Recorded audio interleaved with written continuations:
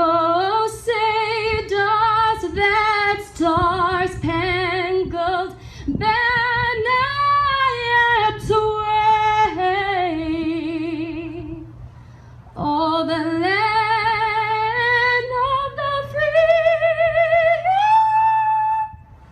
and the home of the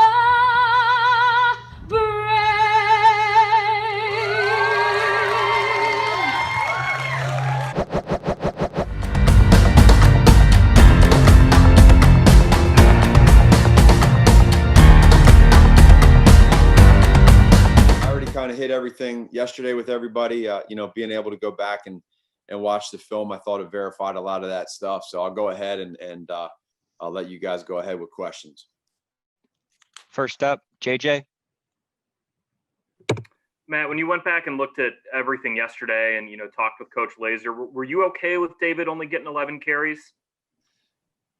Yeah, well, I mean, you see the first run of the game, it's a big run. And then, I thought that in a perfect world, you'd love for him to get a few more. But, we're scoring 36 points and just the way it went. I think probably, JJ, when you look back at the fourth quarter, there's a couple times there where whether it's, him and CP, where you're handing the ball off, we were trying to stay a little bit aggressive. But for the most part, I think probably 15 to 20 is a really good number for David, and for different reasons. I thought we were moving the ball other ways as well, and that's just kind of how the way it went. But I thought David played really hard and played really well, and the line blocked well. Dan Wiederer. Matt, I was curious your assessment of the 2-minute drive just before halftime, and obviously a drive where you guys overcame a sack, overcame a penalty early, and just being able to get that exclamation point on the half, how you felt about that entire drive. Yeah, that was big, Dan. I think for us, we've been pretty good in those moments this year with the 2-minute, end to half, end to game scenarios. And really for us, we knew we had the football. And then on top of that, we also knew that we were going to get the ball in the third quarter. Now, we all know the struggles we've had in the third quarter, but we knew we were getting the ball to start the third. So let's try to turn this into 2 scores. We ended up doing that. It would have been great to get a touchdown on the first drive of the third quarter. I thought that the fellas kept their composure at the end of that deal there. We had one timeout in our pocket, so we knew the run was open as well if we needed to run it. We had a plan. I thought everybody, coaches included, players, substitution-wise, were pretty good. I thought Mitch made really good decisions. And to be able to get out of there with that touchdown, again, just like we started the game with a touchdown, ending that half with a touchdown, I think was pivotal. Colleen Kane. Hey, Matt, when you look at this streak that Cairo Santos has been on, what have you noticed about the way he's operated that has allowed him to be so steady? Probably just the consistency. He's always been very calm, cool, and collected. That goes for all the years he's been playing in this league. I think now that he's able to kind of get used to the wind and just kind of the temperature of our home games here at Soldier Field, and then these other games when we're on the road, he's done a really good job. And I think, the other part of it too is with Scalesy and with Patio, they're the other part of this deal. And then with the guys blocking up front, but really ultimately when it comes down, I mean, we have a lot of confidence in Cairo that these kicks are going to go through, and he's made some big ones this year, and we just want to keep that going. He's in a good place right now. So we're just trying to, continue that. Mark Potash. Hey, Matt, excuse me. With the current offensive dynamic, do you feel like you've kind of found the key that has unlocked Mitch's potential and got him out of whatever, the inconsistency factor? I guess just how real is what we're seeing these last few games from Mitch? It's a good question. Here's what I would say. I think it's real. And I say that because I'll kind of go back to when everything went down the first 3 weeks. And there was times where we were even then moving the ball really well, and we were just struggling a little bit in the red zone. We were struggling a little bit on third down. And as you all know, we've changed some things, right, schematically as to this offense and what it was even 2 years ago in 2018 to try to work around the strengths of our players. And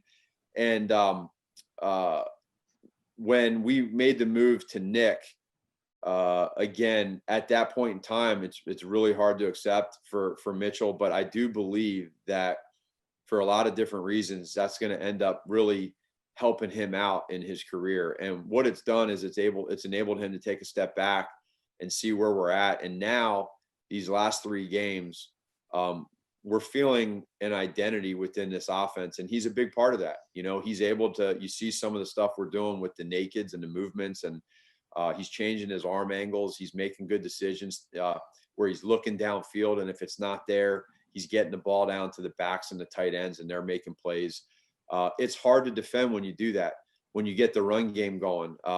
We did early on, and then, you know, towards the end there, we when they knew we had to run the ball, that's where I thought they stopped us a couple times, but that's okay. Our guys are still working through that.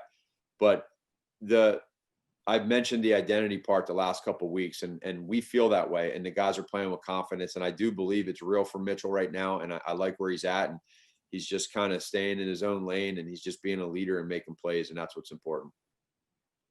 Pat Finley. Matt, when you looked at the film, what do you think of the blocking by your receivers, both on the David run and on the little screen for a touchdown? Yeah, I loved it, Pat. I thought that really on the David run, A-Rob's running the whole way down the field, just getting in the guy's way, it was enough. And it just keeps a guy from having that angle to make the tackle. And then we had one of those plays last year where Anthony Miller caught the bubble screen and other guys blocked for him. And now for those guys, for Anthony to throw at that guy and cut the guy down, for A-Rob to maintain his block and sustain it, and then for Mooney to stay in bounds, to show that effort and not try to reach the ball across. So many times you see when you go to reach the ball across the goal line and it pops out and it's a touchback. So we need more of those, and those guys have been phenomenal. I mean, you go back to last week's game on David's touchdown run. It was the first touchdown run of the game. Mooney went in there and had a great block that kind of stretched David to the outside. So these guys right now are blocking their tails off. That's a huge part of where we're at, along with the offensive linemen. And those are the kind of things that when you throw a pass sideways, sometimes it might be covered, but when the players make it work because they're trusting their fundamentals and technique, that's what you see happens. Kevin Fishbane. Matt, on the defensive side of the ball, what's it been like for you to watch Bilal's progress over his few years here with you? Well, so Bilal is really he's really coming on strong right now, and he's learning from guys like Hakeem Hicks and these guys on the D line. That Bilal is he's very detail oriented. This year he's becoming opportunistic. We were talking about it this morning with the staff. He's making plays when he has to. And he's doing a good job of creating pressure in the pass game and then doing whatever he needs to do in the run game. So his arrow is definitely up right now. I love his motor. I love his care for the game, his passion, and he's helping us out big time. Jason Leisure. Can I ask two? Yep. Go ahead, Jason. Can you first question is, can you tell us the latest on Jalen Johnson? Say that again. Jalen Johnson. Can you tell us the latest on Jalen Johnson? Yeah, so Jalen has his shoulder that Andre and them are still going through. We'll have to keep an eye on it and see where he's at. I think it occurred on the hit that he made on Deshaun down there at the 1 yard line. So he went in there and made a big stop and ended up helping us and keeping him out of the end zone. But he's a tough kid, and we got to just stay on him, make sure we keep him healthy here, and hopefully have him ready for this coming week. My second question is, it's been a turbulent 2 years here for you. Where are you at right now after dealing with a lot of the depths of a losing streak and us hounding you all the time about play calling and about your job? And now you have 3 games left and you do have a chance to earn your way into the playoffs. I think that's the number one thing, is that for us is understanding that the 3 years that we've been doing this thing together, we've been through a lot. We've been calloused in different ways. And yesterday for me, for our coaches and for our players, was very important in the fact that regardless of who we're playing, when we're playing, or why we're playing, our guys came out and they played with a ton of energy and passion. And this was the first time this season really that we put the 3 phases together, which was great. Now, all that said, you start out hot, you go 5-1, then you lose 6 in a row. And so 2 totally different streaks. And now here we are in a position, which is what we talked about this past week of, hey, we're now in a position to where we need to do whatever we can to give ourselves an opportunity to get into the playoffs, however we do that. And so that's what we're focused on right now. And I think all the coaches, all the players that have been here during those times have understood the hard work we put into this. And so here's where we're at. And now we got a big game this week versus Minnesota, and we control it. Couple more for Coach Jeff Dickerson. Hey, Matt, can I take it back to Mitch for just a second? Yep. I know you said a couple times that you think this is real. What does that mean? And I only ask that because, when you look at this from afar and you see kind of what's happened the last year, the fifth-year option gets declined. You replace him with Nick in week 3. It would kind of seem like maybe things are headed in a certain direction. But now he's come back in, he's played well, and if you really are believing what you're seeing, what does that mean, like, for him? Maybe not with the Bears long term, but just for his career as a starter in this league. Well, it goes to show, number one, the resiliency that he has. You guys know I've referenced Alex Smith several times, and Alex went through a hell of a stretch at the beginning start of his career. And you all know where he's at now and what he's done and what he did in Kansas City. That his whole time there is he won a lot of games, but he went through a lot of rough patches during that time. And so every player in this league has their own story, and we don't know where Mitch's story is going to end up. But all we can do right now is focus on where he's at right now at this moment. And when you talk about a kid who has been through a lot, putting it out there. I mean, he's been through a lot in 3 years, 4 years. For him to be able to get to where he's at right now, the way he's doing it, that's a credit to him. I mean, you can't take that away from him. So what he's trying to do right now is be the greatest quarterback he can be for the Chicago Bears, be the greatest leader he can be for the Chicago Bears, be the greatest teammate he can be for the Chicago Bears. And the last 3 games, his performance individually has been pretty good. There's been a couple plays here or there that he would tell you he wants back, that we would all say that.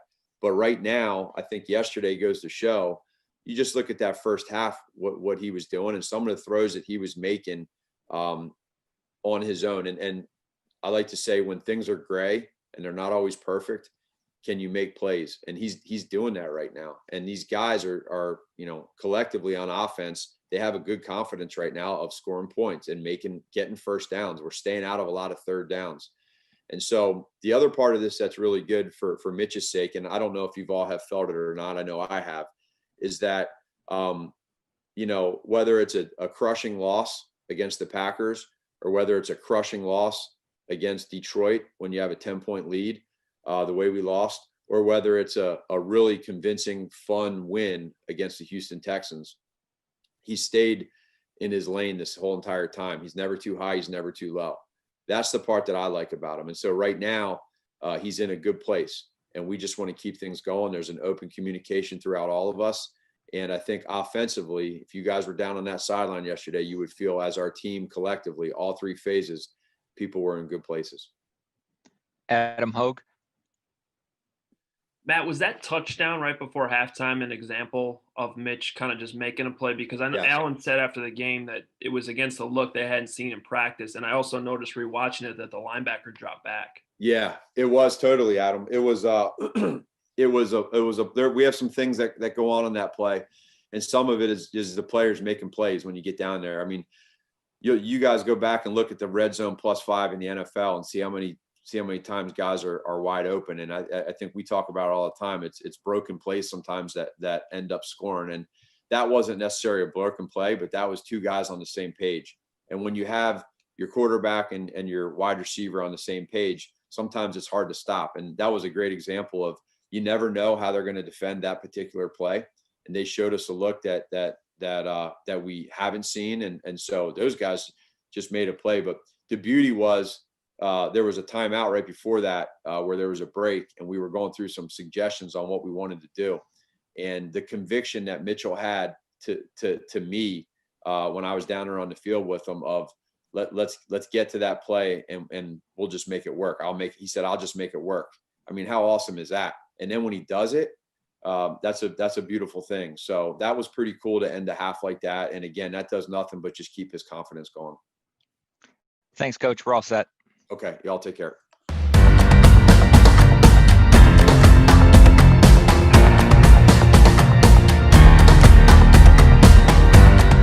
During the course of the season, and guys got to keep themselves ready. I give Chris a lot of credit tonight, playing the last 6, 7, 8 minutes and keeping himself ready and sitting over there for 2 hours, then going out and coming in the game and being professional and doing a really good job. And I give him a lot of credit for staying engaged, but we're going to need all of our players to do that, because you may not know what happens from day to day. And can you update us on Sato, Cornette, or Dotson? No, just at what's out there right now. Thank you. It's just excused absence. Thank you. You're welcome. Cody, go ahead. You got the next one. Hey, Billy, I know we're still kind of learning on this COVID stuff and the protocol, and understand you can't say everything, but like, what time of day did you figure out like Sato wouldn't be able to play, and like how flexible are you guys going to have to be when you learn things like key rotation guys can't play? It's really, really hard for me to go into anything regarding that. Obviously we found out on, the day of the game. It was probably while we were at the arena, when a lot of that stuff happens. But, like that's going to happen sometimes, just in the environment that we're in. And I think you have to be prepared for anything. And, like I said, we obviously, it's a preseason game, would have liked to have played maybe a few more players tonight. But I give, all the guys credit, that got in there, that maybe, really played different kind of minutes the first night against Houston. So we've got to stay flexible. We got to be able to absorb and handle anything that gets thrown at us, because there's going to be disruption. And when there's just disruption, what you have to have is you have to have guys, I think, that are engaged. And these guys have done a really, really good job. And, it's going to be a crazy time and a crazy season, with all that I think we're all dealing with right now. And, from game to game, day to day, your team is going to change. And guys could be in different roles. Guys may have to learn a different position. I mean, it's going to be hard. There may not be a whole lot of continuity, but you just got to try to do the best you can. All right. Michelle Restout, you've got the next one. Go ahead. Thank you. Billy, you do get a win tonight, but and I know it's preseason, but what did you like about the ball movement tonight? Well, I think a couple of things. I think one is we physically competed a lot better. I mean, we got really, really hurt the first game against Houston on drives on the 3-point line. We did not play, I didn't think, with any level of force and physicality. And I think our guys came and did that. The turnovers in the first half for us, I mean, we had a 31 or 30-point first quarter, and we turned it over 7 times. Now, we did a better job in the second half of taking care of the basketball, but I think starting off with, I thought we competed at a higher level than we did. Now, we did not shoot the ball particularly well. I thought we did a nice job moving the ball. We did not make baskets. I could tell, like, certain points in junctions of the game where they were kind of like, they couldn't make a shot. They were getting frustrated, started to kind of, lose energy. And, when guys are making shots, it always energizes you. I've always felt like when you're not making shots, can you actually handle that kind of adversity and be able to, overcome that and still do the things that you can control? So I liked what we did on offense. I liked how we played. I've got to really, I think this is all new for Wendell. And I think if you look at his last 2 games, just his shooting numbers, this is new for him. And it's probably more on me than it is on him, because I do have a lot of confidence in him. And I do think there's a lot of things that he can do, but it's going to be, a learning process for him. And he's got to figure out, where and when. I thought he bypassed some threes tonight that he could have taken. There was some opportunities around the front of the rim he didn't quite, make, but I think that he'll be able to kind of come into his own. Lowry didn't really shoot it particularly well, but I thought he did a lot of other good things for us. So I liked what we did on offense. We just didn't shoot the ball particularly well. Billy, the next one comes from Jamal Collier. Go ahead, Jamal. Yeah, I had a point just on that on Wendell. Just what do you think that it even seeing one go in for him? Then he seemed like he kind of threw his hands up in relief. What do you think that can do for him? Yeah, I mean that's the thing. You can tell that like a lot of that I just sense for him is, Wendell's a winning player. He has got a lot of really high qualities. And obviously I'm getting to know these guys, but when you talk to them about competition in the game and you hear things that they talk about, especially Wendell, winning is very important to him. So I think when he's not performing and he's not playing well, he takes that very, very serious. And I think for him last game, I think he probably was a little bit frustrated, with himself. I mean, but that's more of the competitiveness of him. And then I think he missed his first several shots, and then he kind of made one out of the corner. But we have to fight through that. We're not a team that's going to offense is not going to come easy for us all the time. What we've got to do is focus and concentrate on the things that we can control. Ball movement and generating good shots. If we generate good shots, we got to live with the result, but it can't drain us on the other end of the floor. We still have got to play with energy. We still have to compete. But as long as we're generating good shots, then I think that, we've got to be able to live with the results. And I think for Wendell, he's going to have to learn that because he's missed in 2 games here, a lot of shots. He's missed a lot of shots. But it's okay. He's taking the right ones and he's doing the right things. As he gets more and more comfortable, he's going to get better. But it's going to be a process for him. But I've got a lot of confidence and belief in him. But he just can't.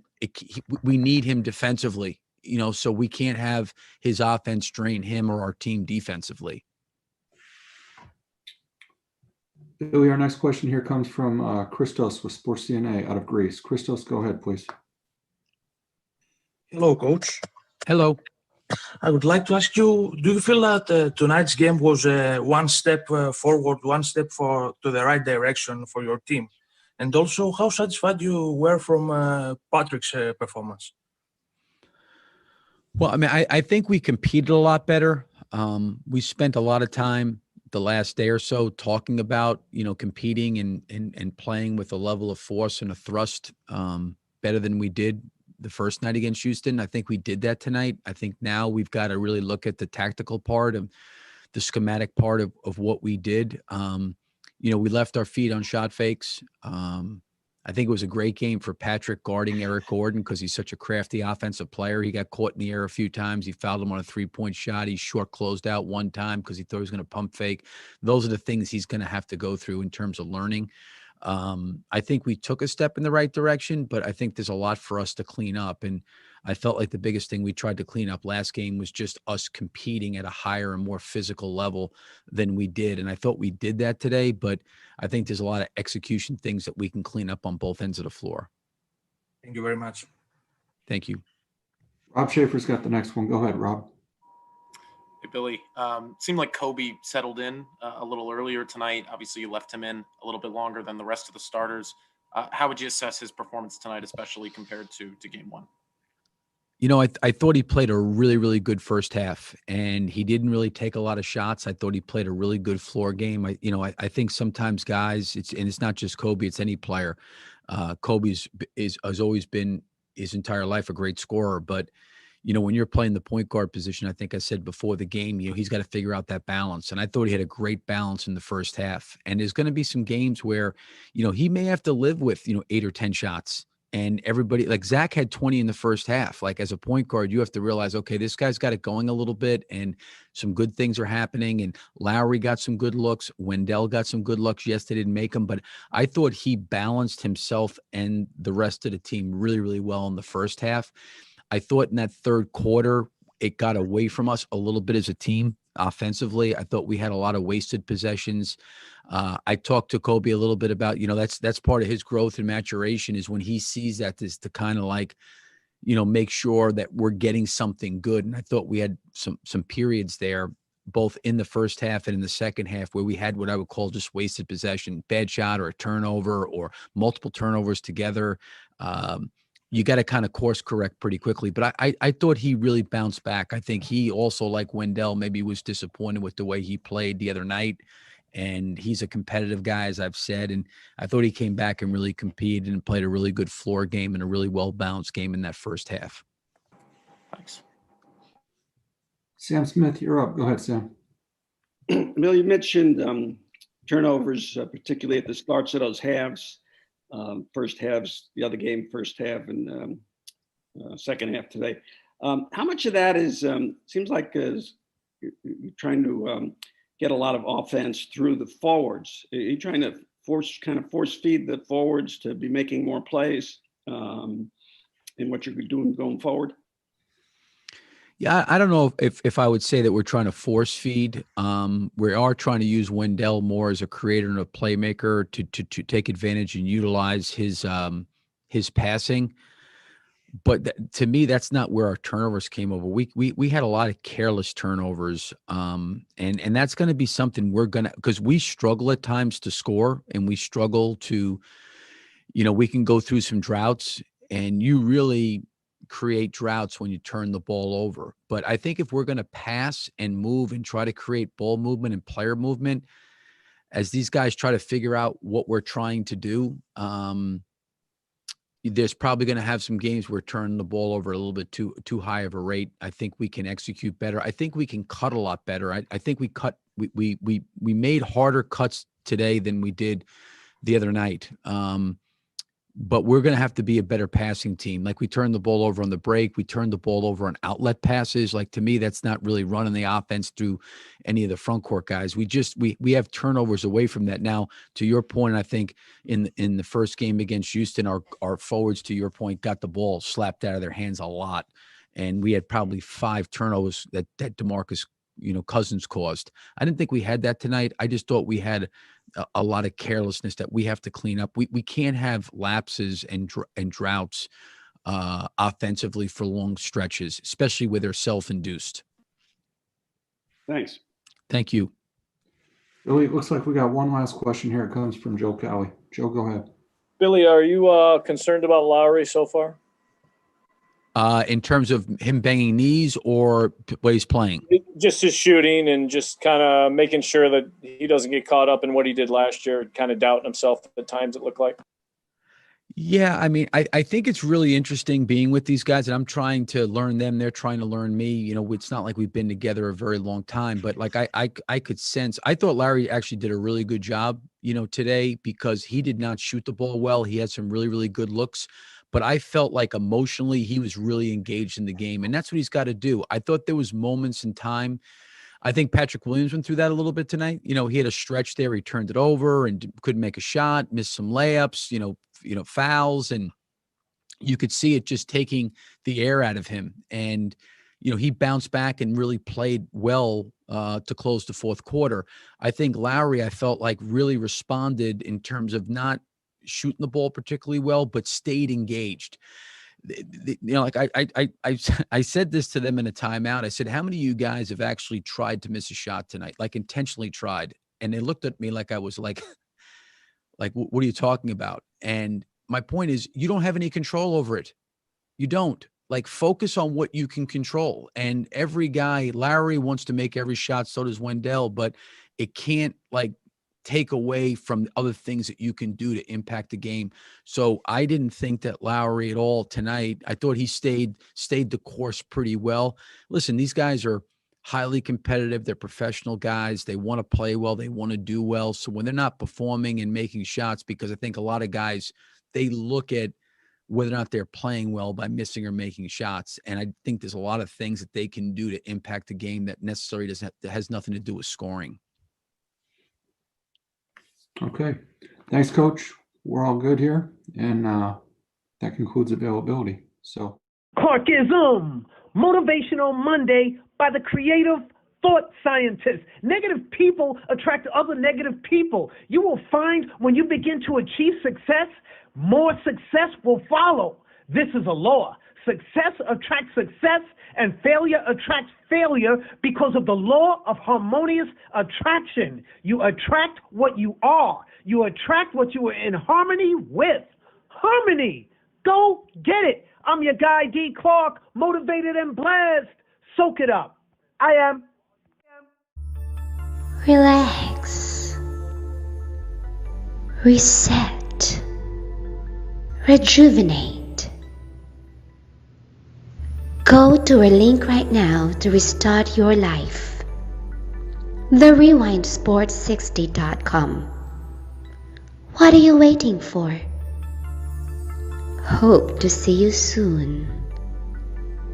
The Rewind Sports 60.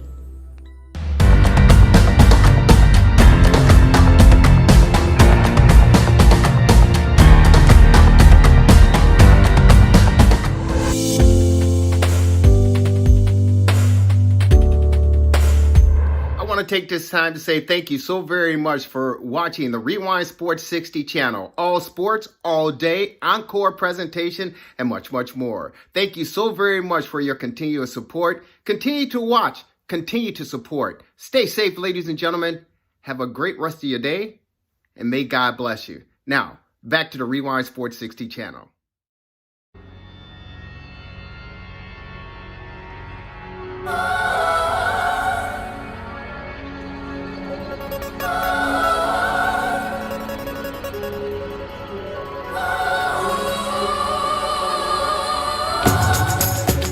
Welcome, everyone, to another edition of the Sports Medicine Update, a weekly podcast with yours truly, Jerry Riles, and the Honorable Dr. Chad Padromas. Doc, how are you? I'm doing great, Jerry. How about yourself?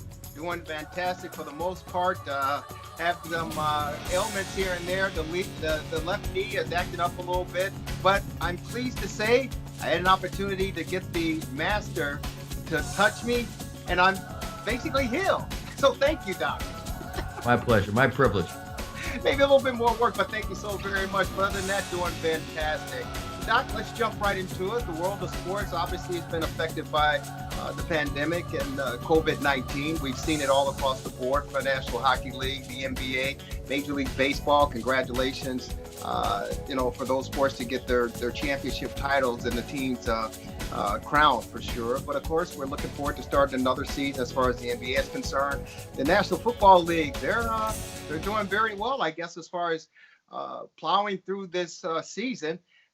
But albeit there are cases of COVID striking its ugly head on numerous teams around the league, and even hit our own Chicago Bears this past week, where a practice player contracted the virus, and they had to shut the facilities down, NFL protocol, and they had to shut Hallis Hall down for about a day or half a day to make sure everyone was safe and sound. But COVID is here, and the numbers have certainly ramped up. It's also hit the collegiate level as well. I understand there's somewhere between 460 to 487 college basketball games that have already been canceled. We know the number of games that have been canceled in collegiate levels as far as the colleges are concerned, and the Ohio State Buckeyes to play their rival, the dreaded team up north, the Michigan Wolverines.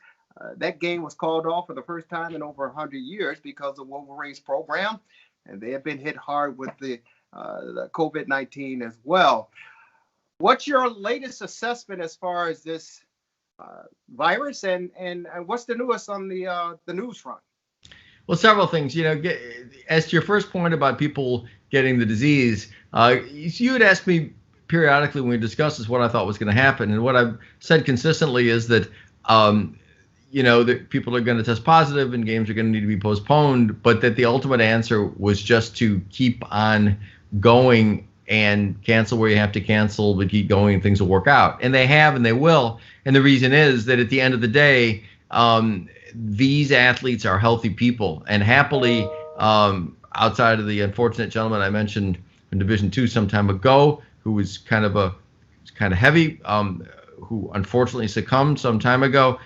Basically, people have gotten sick or gotten infected, but happily, we're talking about the inconvenience of canceling games, not the tragedy of, horrible consequences from the virus. And in fact, when we've heard reports like that, they basically turned out to not be valid, as with the earlier report from the Penn State doctor about heart issues, which turned out to really not be severe. So basically, the bottom line is these young, healthy people get infected and they get over it, and life goes on. And again, in accordance with the principles of the Great Barrington Declaration, the the more young people that get it and recover spontaneously, the better it is for society, because they dampen down the spread of the virus. So again, happily, there have been postponements.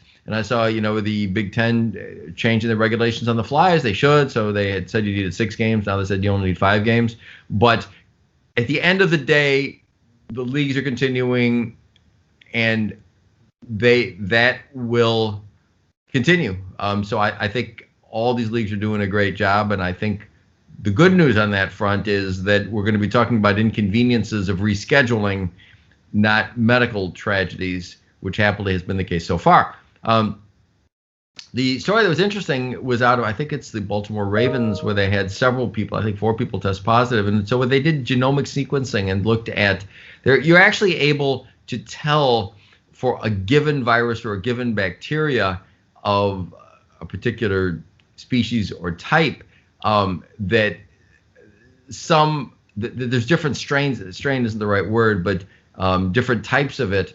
And so by doing this and tracing who had which one, they were able to find that, in fact, the virus and the people that were infected apparently did not get it from on-field transmission. There was, as I understand it, transmission from an unnamed team personnel, and I don't know if this is confirmed or not. At least one report said that it might be their strength coach.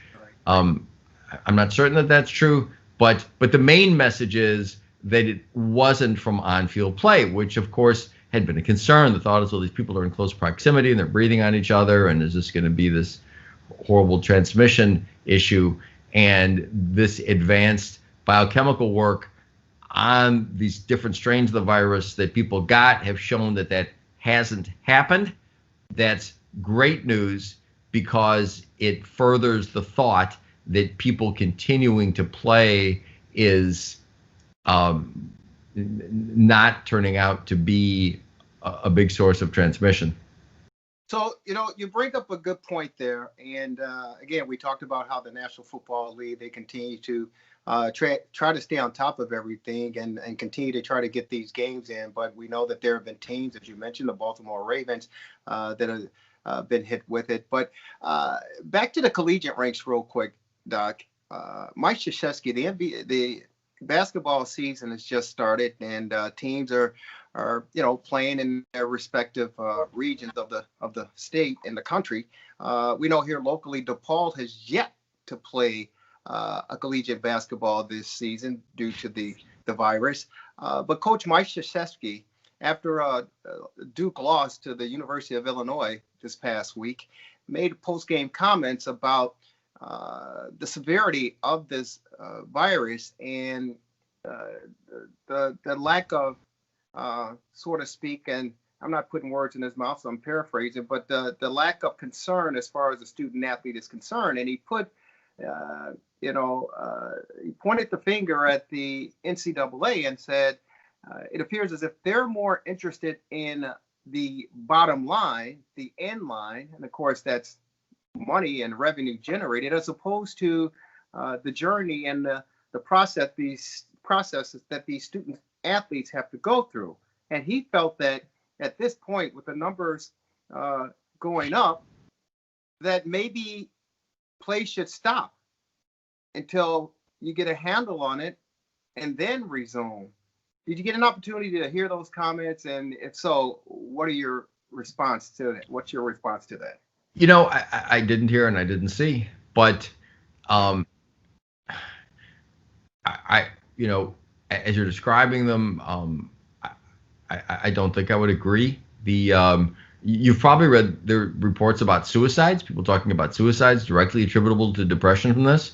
So the basic point, my alma mater, Princeton, I think has not always been at the top of their game on this in some areas, but they did something recently that I think is the right idea, relates to what you're saying, which is they've decided to have in-person classes in the spring, but they're making sort of their own bubble. And I can't tell you everything, but the idea is that the students will be there and the students will go to class, but I think they can't leave campus and one thing and another. So, the basic point really hasn't changed, which is that the tragedies are almost exclusively in high-risk people. Indeed, in low-risk people, like these college athletes, the risk is as low as, and in some cases lower than, the flu.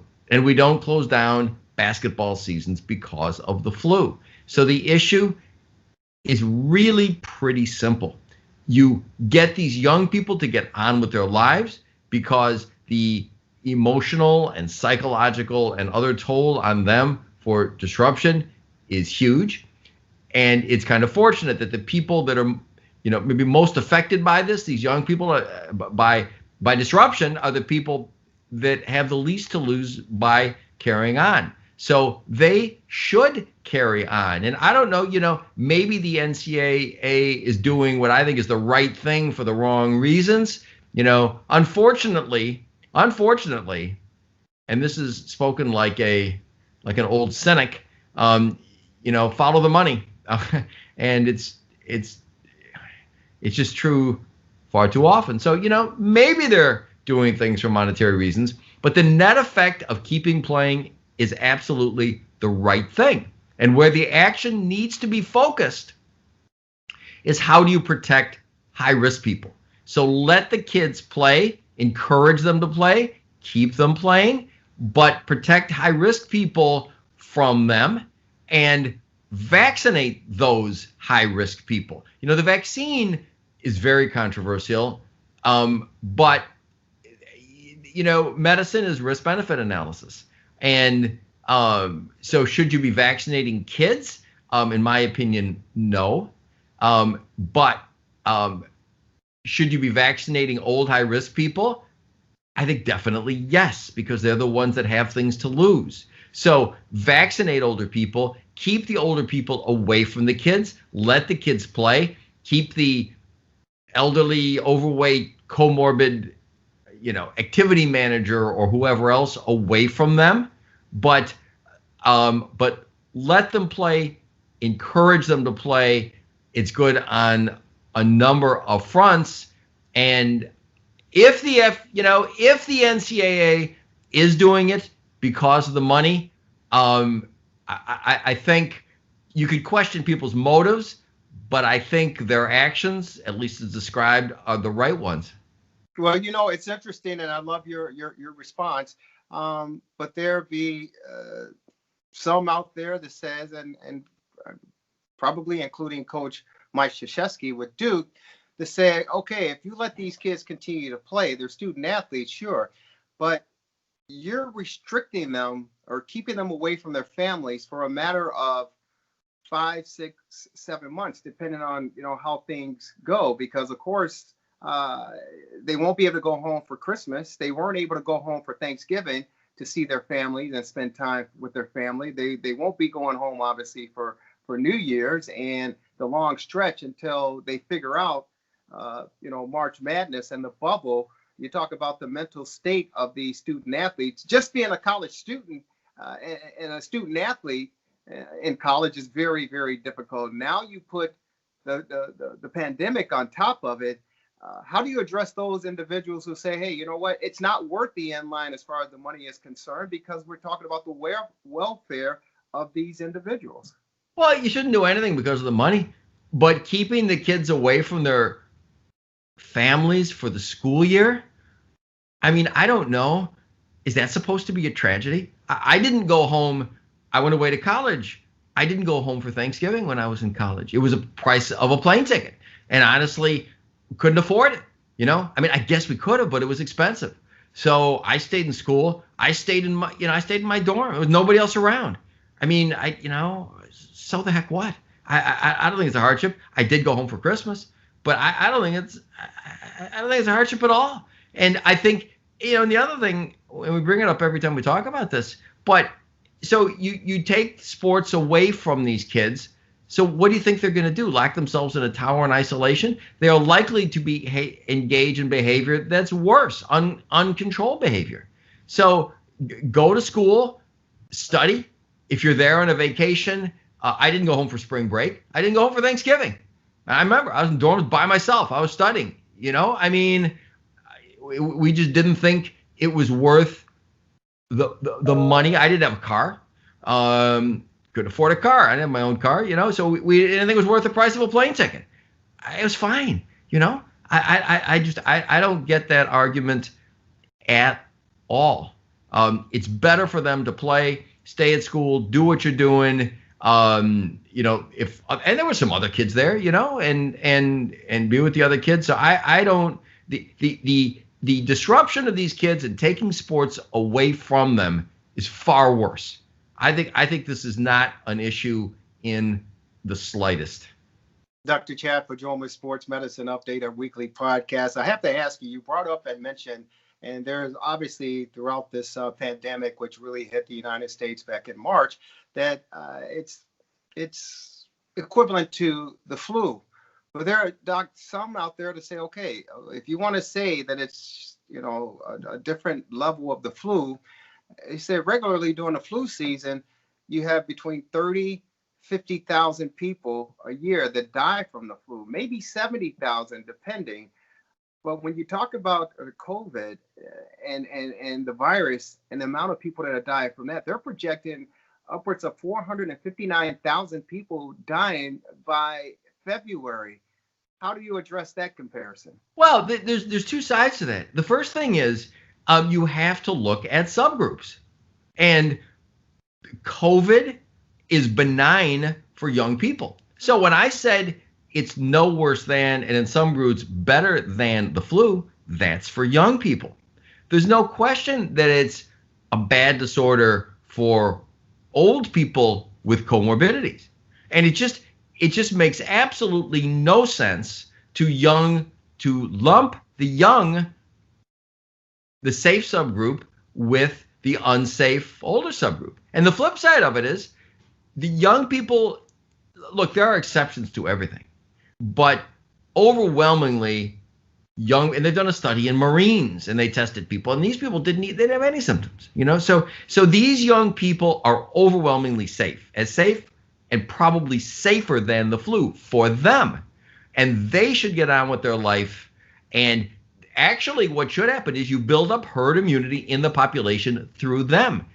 Great Barrington Declaration, again, signed on by some of the most brilliant epidemiologists, infectious disease people in the world, from Oxford, from Stanford, from Harvard.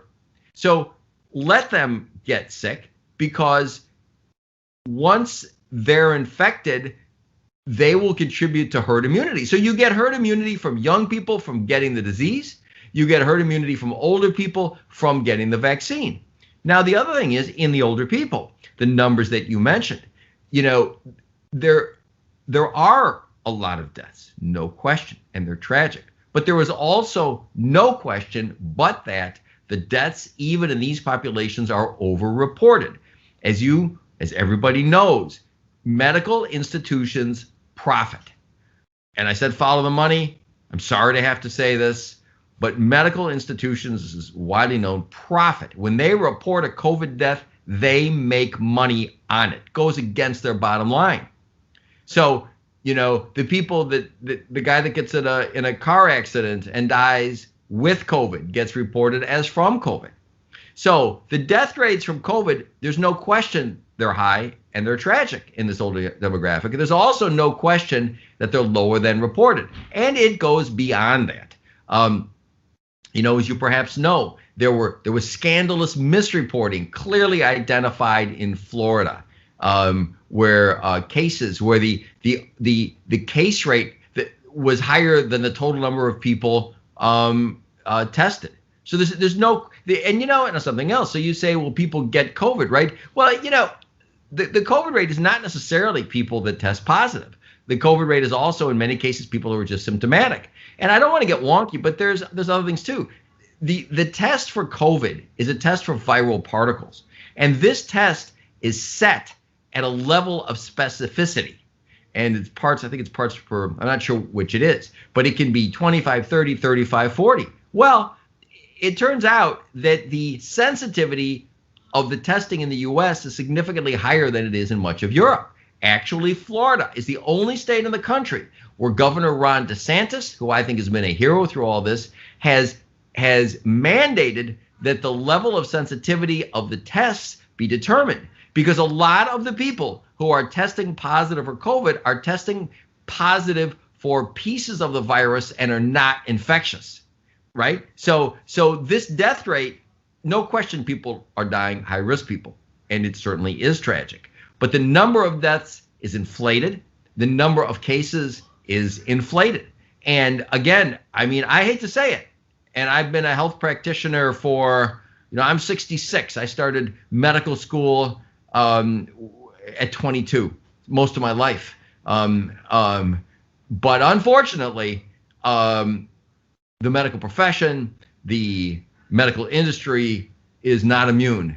And, follow the money and look for where people are making money on reporting COVID deaths. Look where people are making, medical experts who are making money on their affiliations with vaccine companies.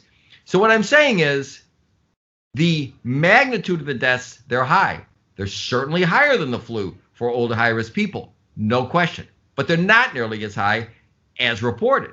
And so the answer is, it's kind of like geographically treating, rural areas the same as buildings where people are living on top of each other makes no sense. That's why top-down government mandates across states are destructive. They need to be individualized to region. They need to be individualized to population. So let the kids live their lives. Otherwise, you're going to lose more people from suicides, and that's already happening. Protect like crazy the high-risk people. So I got to ask you this question, Doc. And I appreciate you being elaborate and expressing your thoughts on the virus and its effect on the community and this country. So, but the question I have to ask you, because I'm sure people who are watching or listening to this podcast,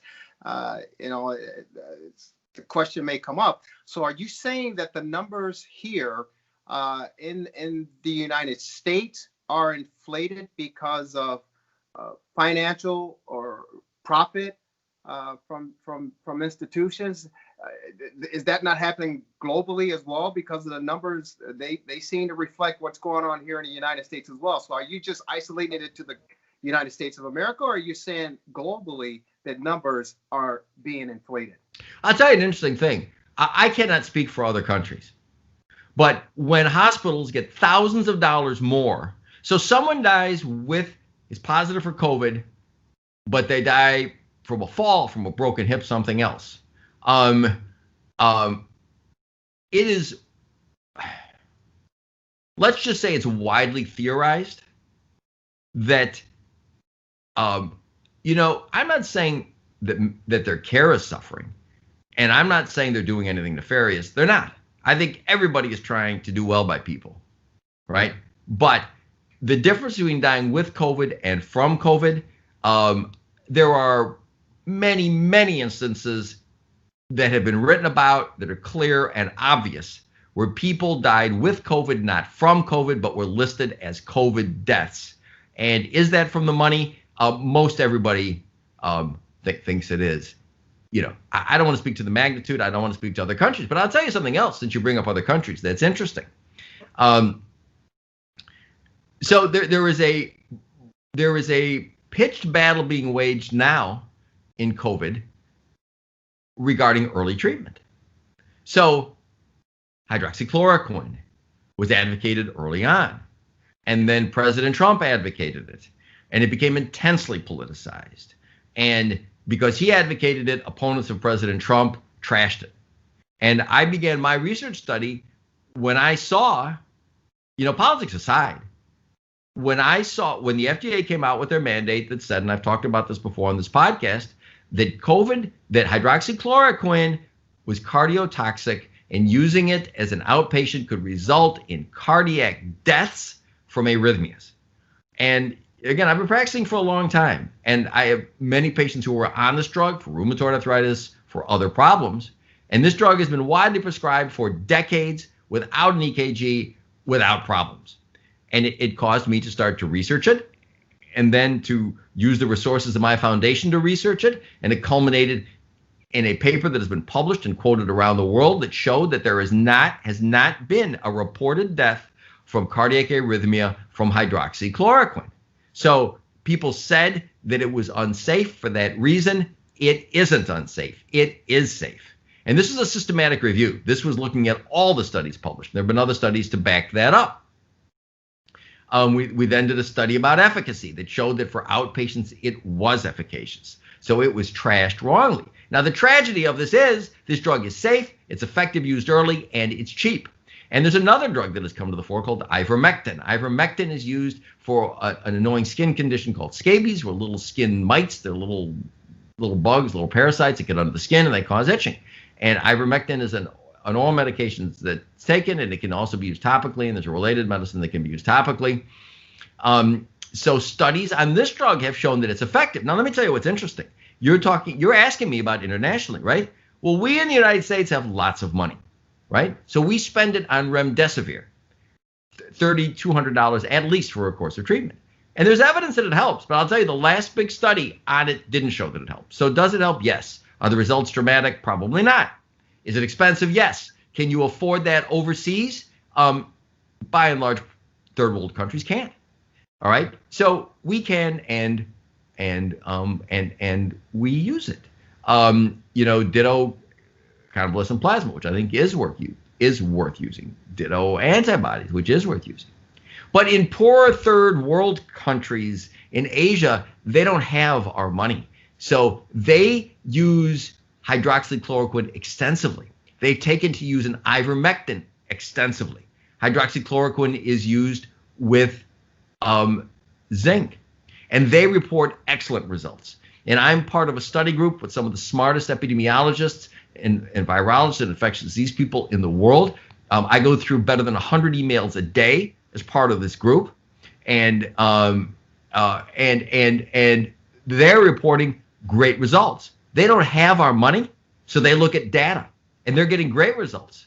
But we in the U.S., with lots of money and with, money for vaccines, which they don't have, we ignore these simple, inexpensive treatments to our detriment. So, one thing I'd like to mention to people out there, if you get ill, I will tell you that early treatment with hydroxychloroquine and zinc has been shown to be effective. I have 2 published papers in excellent journals that are cited worldwide that my foundation did. These are systematic reviews, not my study, reviews of other literature that clearly show it.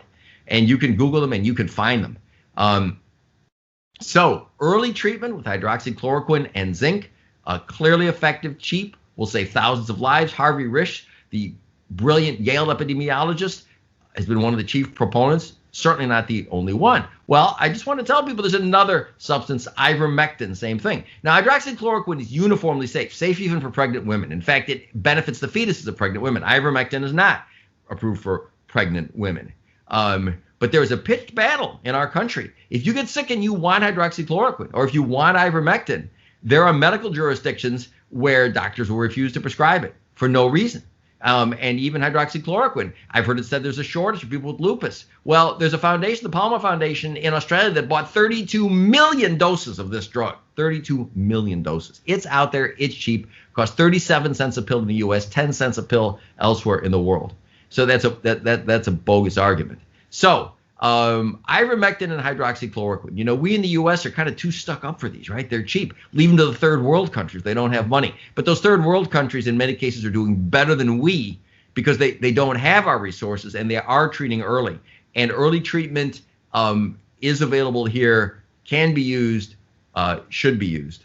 So, Doc, let me ask you this then. So if you say you have a pre-existing condition, okay, African-American male, living in the inner city, pre-existing condition. So I'm susceptible to, potentially getting this virus and succumbing to it. Would this be a recommendation for me to look into and say, hey, you know what? I want to beat this thing before it gets me. And I go absolutely positively. And I'll tell you something else. And you mentioned African-American, right? So, Jerry, you're older than you look, but you're not a senior citizen. And, you know, being African American isn't really the relevant characteristic, as you probably know. It's being obese. And unfortunately, the minority community has more obesity. And with obesity comes diabetes and other things. But yeah, without question, that older people with comorbidities should get treated, can get treated. I get people calling me all the time because I've written about this a lot. And they say, you know, my doctor won't prescribe it. And I might have mentioned on this program before, there's at least one system in Chicago, and I guess I won't mention it, which issued a directive prohibiting their doctors from prescribing it. This is nuts. It's a horrible intrusion on medical practice. So how do you get it? You find a doctor who will prescribe it. Okay. And I have doctor friends who will prescribe it. I don't prescribe it for people because I'm not really in the business of treating respiratory problems. But you find if you are a high-risk person and you test positive early on, absolutely. So hydroxychloroquine with zinc, you know, get an EKG before you start. If you've got a prolonged QT interval, maybe you don't take it or maybe you watch it, but it's completely safe. And you talk to your doctor. Now, unfortunately, the propagandizing against it is so intense that many doctors don't even understand this. And we attempt to educate doctors. There were very interesting Senate hearings run by Ron Johnson just in the last week or two, where some of the champions of early treatment, Harvey Risch from Yale, Jane Orient, a brilliant epidemiologist, Peter McCullough from Baylor, and others, presented the abundant evidence in favor of early treatment. And, you know, and I don't even want to get into it because it disgusts me, but it turned a little partisan. It's terrible. And I don't even want to discuss it. But I will tell you, these hearings have opened people's eyes and people are asking about it. And so the answer is yes. If you are high risk and you get it, you need to get it early though. And you need to get it with zinc, right? And you should probably get an EKG and be monitored by your doctor. And if your doctor won't prescribe it, you need to find one, my opinion. And this is advice I would give you. I would give my parents have passed, my wife's parents have passed, right? But I would give any relative of mine in that circumstance who was high risk, who got it. Well, you know, doctor, we can continue to talk with you.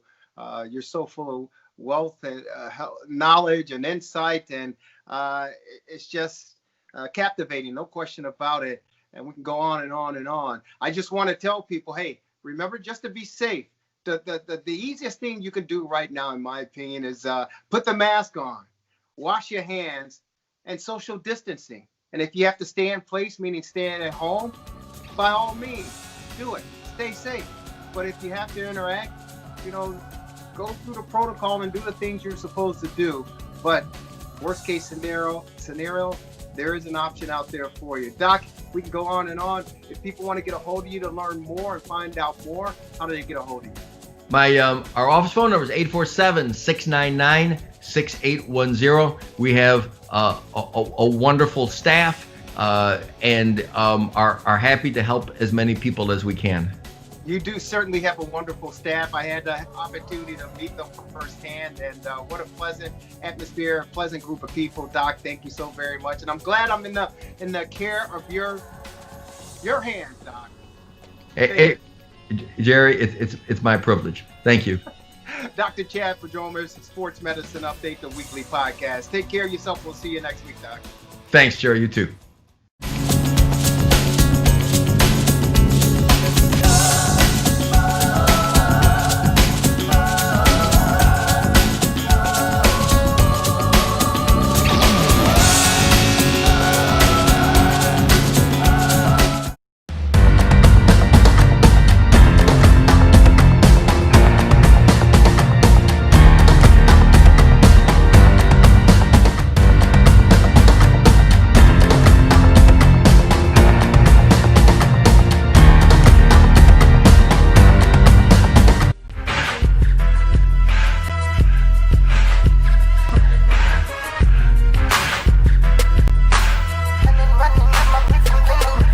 It's the freshest radio show in town.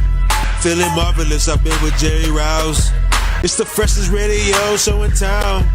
Feeling marvelous, I've been with Jerry Riles. WCPT. WCPT. This the coldest sports show. You were getting the hour from 6 p.m. to 7. Chilling with Lauren Cox and the man Marvelous. Shout out to Mr. Riles and the Italian style. You what sports is the only politic. WCPT. WCPT. It's the freshest radio show in town. Feeling marvelous, I've been with Jerry Riles. It's the freshest radio show in town. Feeling marvelous, I've been with Jerry Riles. With Montgomery on 1st and 10, is running back in a hole, and then he's off with a nice stiff arm, and it's a foot race down the sideline. Jackson in pursuit, Green in pursuit, he's gone to the house, 80-yard touchdown run. Wow! And Kevin, we said that they were going to focus on the run. That's what they wanted to do. They've had good balance the last couple of weeks, and David Montgomery was going to get his opportunities. To think he was going to start the game with an 80-yard touchdown run. Outstanding job by the offensive line, creating a lane to get him to that next level, and then nobody could touch him. Watch the gap that he's able to run through. There is no one there as he's got at least a 6-yard gap. Quick little stiff arm there to Reed, and it's off to the races. Down goal at the 5. Trubisky a perfect 7 of 7. And he goes to the end zone and caught for a touchdown. Jimmy Graham grabs another. His 6th of the season. That's number 6 among tight ends. And Trubisky throws a touchdown pass and a perfect 8 of 8 start against the Texans. It's a 1st and 10, and outside they go. Mooney looking for a block, and he gets one from his other receiver, Robinson, to the pylon. Touchdown! Got it! 12-yard touchdown pass. Trubisky to the rookie Mooney. And the Bears go up 22-7. Demetrius Harris up top left. And they got the touchdown. That's caught by Robinson. 3-yard touchdown reception. 3rd touchdown pass in the first half by Trubisky. And a lone fan enjoying it here at empty Soldier Field.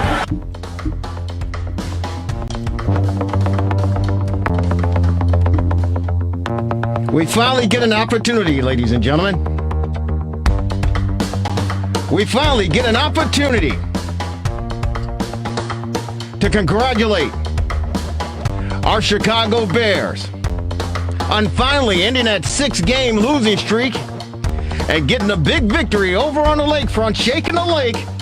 Our Chicago Bears knock off the visiting Houston Texans by a final score of 36-7. Ladies and gentlemen, this is another edition of the Rewind Sports 60, the Bears post game show on WCPT 820 AM in the beautiful, beautiful city of Chicago in the fantastic neighborhood of Jefferson Park. This is another edition of the Rewind Sports 60. I'm Jerry Riles, the fastest hour in sports conversation. Lauren Cox has the night off. She'll be with us next week for sure. But of course, ladies and gentlemen, you love him.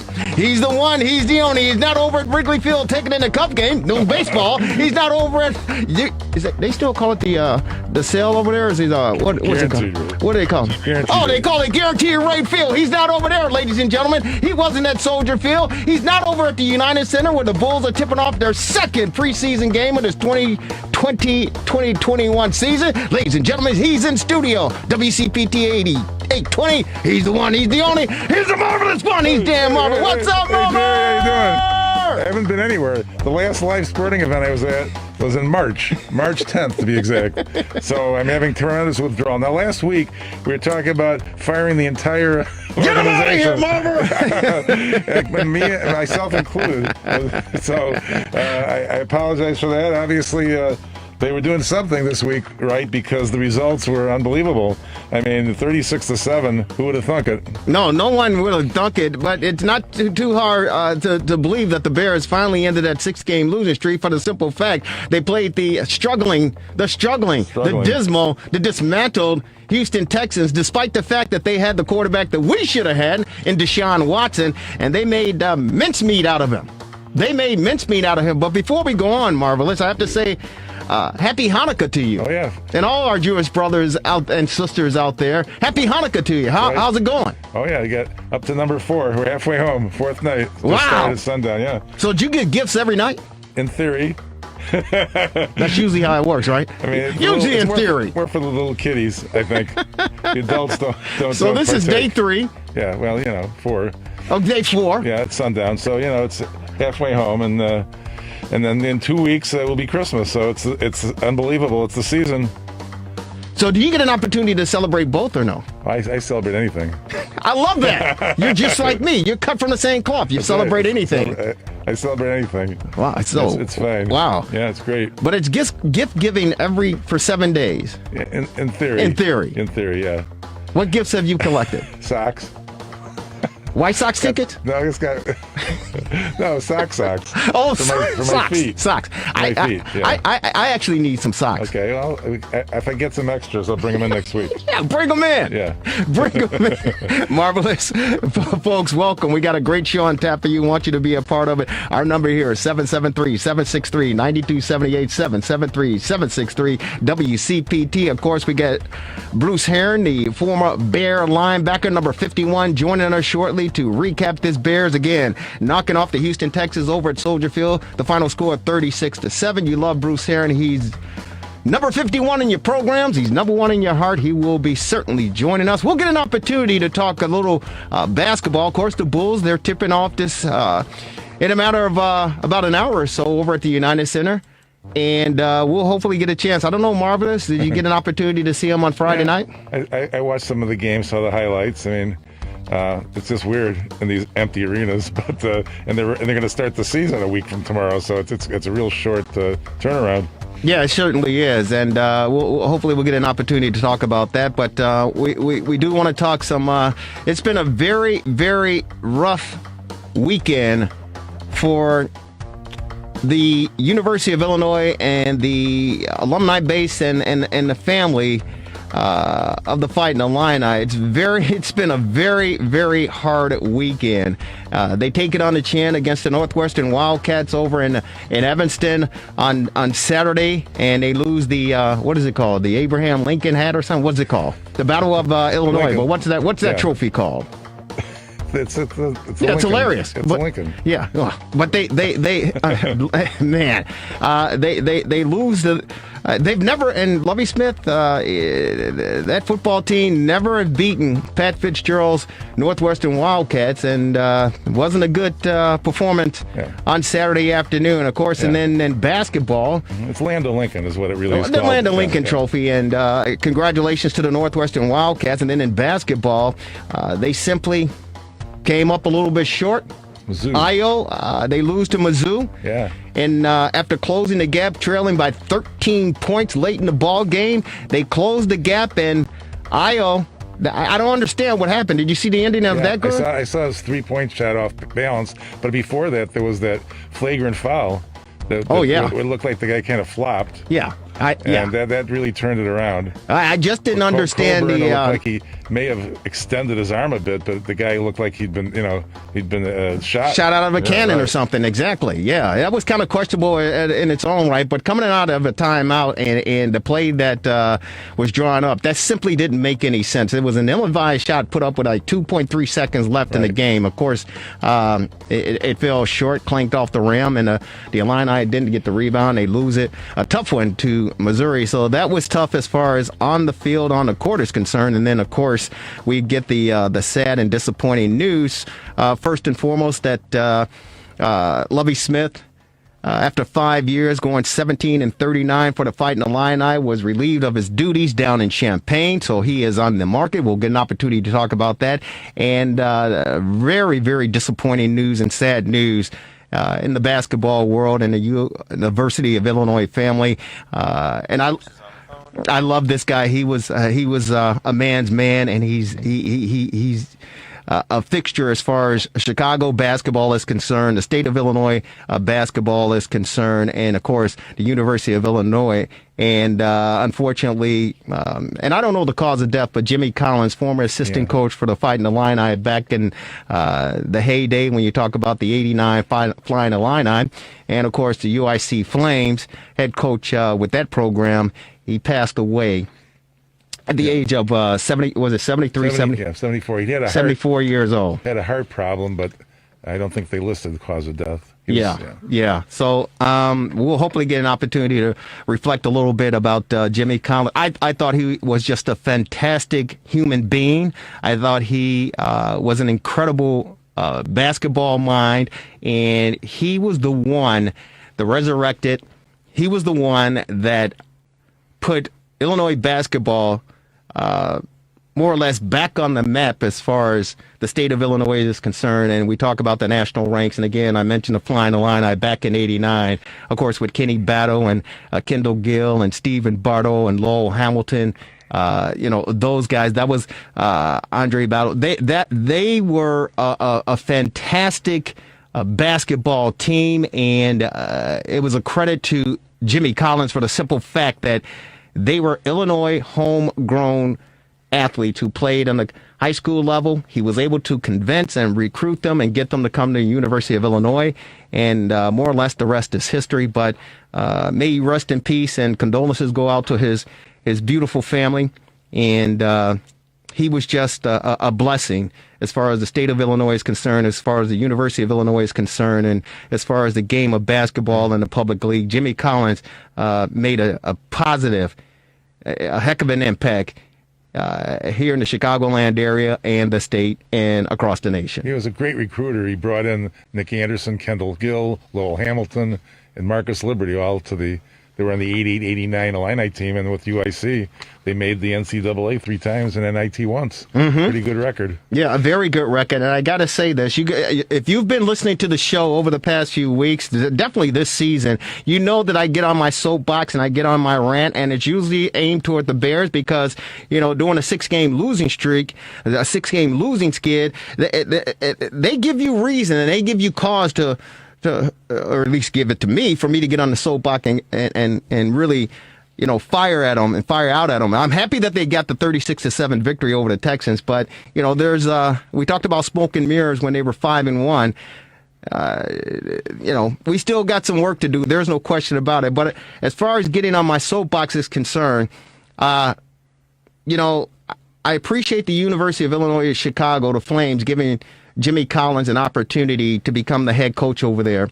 And he brought some fire to that program as well, and never met up to the standards as far as the University of Illinois is concerned. He actually deserved to become head coach down in Champaign. They picked Lon Kruger instead. Yeah, that was a disservice, in my opinion, to Jimmy Collins. He should have been the next head coach, replacing Lou Henson down at the University of Illinois as a men's head basketball coach.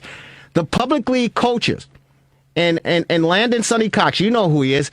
I think he's no longer with us as well. May he rest in peace. But Chicago, the University of Illinois had a pipeline to the south side, to the city of Chicago, as far as public league players were concerned. When the University of Illinois administration, athletic department did not give Jimmy Collins that head coaching job, all bets were off. All bets were off. Had they had done the honorable thing, the correct thing, the wise thing, in my opinion, and given that man that head coaching duties, guaranteed, ladies and gentlemen, guaranteed, you heard it here on the Rewind Sports 60 WCPT 820 AM, the University of Illinois basketball program, and I know what D. Brown and Darren Williams and those guys did in at 05, 06, or whatever the case may be. I know what they were able to accomplish. But had they given Jimmy Collins that head coaching position as the men's basketball coach, the program, it would not have missed a beat. I guarantee you, in my opinion, I guarantee you, the University of Illinois down in Champaign, head coach Jimmy Collins, they would have won definitely one national championship, if not multiple. Well, for no other reason, he brought Deion Thomas. He recruited him to Illinois, and so that was a real feather in his cap. So that alone should have been a factor. But of course, the Deion Thomas, there was some controversy. Oh yeah, there was some controversies, and that's why I get on my soapbox, because it pisses me off. And again, I have to get on my soapbox, but it pisses me off, and I guarantee you, the alumni for the University of Illinois, the fan base, they were irate when this whole thing went down between Bruce Pearl, who was at the time an assistant at Iowa, and Jimmy Collins.